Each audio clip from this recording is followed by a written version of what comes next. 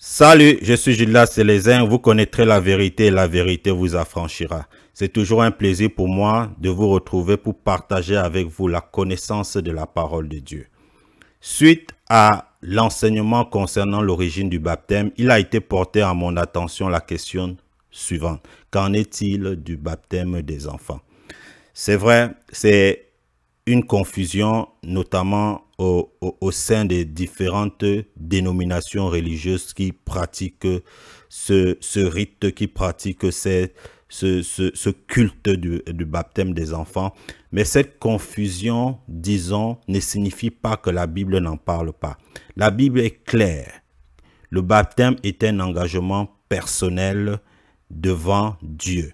Et ce qui est l'élément fondamental qui précède le baptême, c'est la repentance et la confession de foi qui se fait entre guillemets de manière publique, si je peux dire, parce que vous acceptez Jésus et vous renoncez à votre ancienne vie et vous décidez de marcher avec lui pour le reste de vos jours. Et votre enfant ne peut pas se confesser. Votre enfant ne peut pas faire une confession de foi, ne peut pas disons, abandonner son ancienne vie, déjà qu'il ne la connaît pas, parce que si vous posez à votre enfant de 2 ans, à votre bébé, connais-tu Jésus, il ne sait pas de quoi vous parlez, connais-tu ce que c'est que le péché, il ne sait pas de quoi vous parlez. Donc, il n'y a pas de baptême si on ne passe pas au préalable par cette confession de foi et par cette repentance. C'est la raison pour laquelle, tout au long de la vie des apôtres, ils appellent toujours, avant de baptiser qui que ce soit, à se repentir. Nous avons par exemple Pierre dans Acte 2, 38 qui demande au peuple de se repentir, de se baptiser et de recevoir le Saint-Esprit. Nous avons John the Baptist, je vais dire Jean-Baptiste dans Matthieu 3 qui sonne l'alerte en disant « Repentez-vous car le royaume des cieux est proche, repentez-vous et faites-vous baptiser ». Donc, il n'y a pas de baptême sans repentance. Un enfant ne peut pas se repentir, un enfant ne peut pas confesser de foi. Par conséquent, du point de vue biblique, l'enfant ne doit pas se faire baptiser.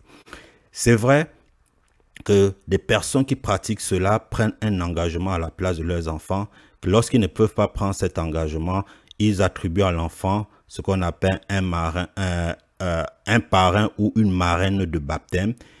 Et du point de vue biblique et spirituel également, vous ne pouvez pas prendre un engagement spirituel pour quelqu'un. Le salut est personnel. Vous serez seul devant Dieu.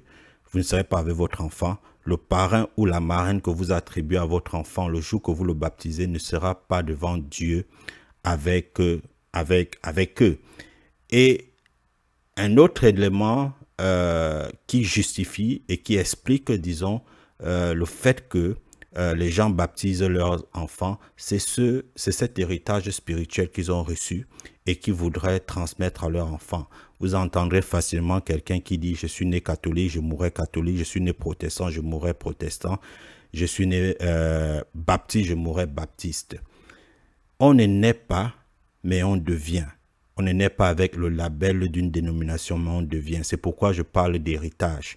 Et bien que le disciple du Christ est celui-là qui veut ressembler au Christ, on ne naît pas disciple du Christ, mais on devient disciple du Christ. Donc aujourd'hui, il est question de savoir quel est l'héritage qu'on voudrait transmettre à notre enfant.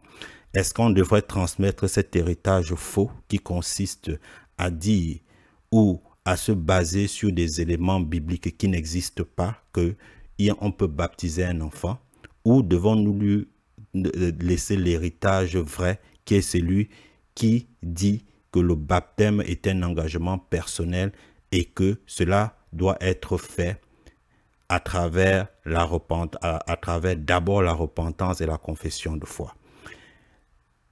Et pour finir, voici, disons, quelque chose qui est biblique et que certainement les personnes qui pratiquent le culte, disons, du baptême des enfants ont certainement confondu, c'est la consécration des enfants. La consécration des enfants, elle est biblique. conformément à Exode 13:2, où le Seigneur dit que tous les enfants, tous les premiers garçons mâles m'appartiennent. C'est la raison pour laquelle Jésus, dans Luc 2, 22 à 23, ce Jésus bébé fut amené au temple par ses parents pour être, disons, consacré au Seigneur. C'est cette consécration que beaucoup d'églises, beaucoup de dénominations ont confondu avec le baptême des enfants. Le baptême des enfants n'est pas biblique, mais la consécration d'un enfant est biblique.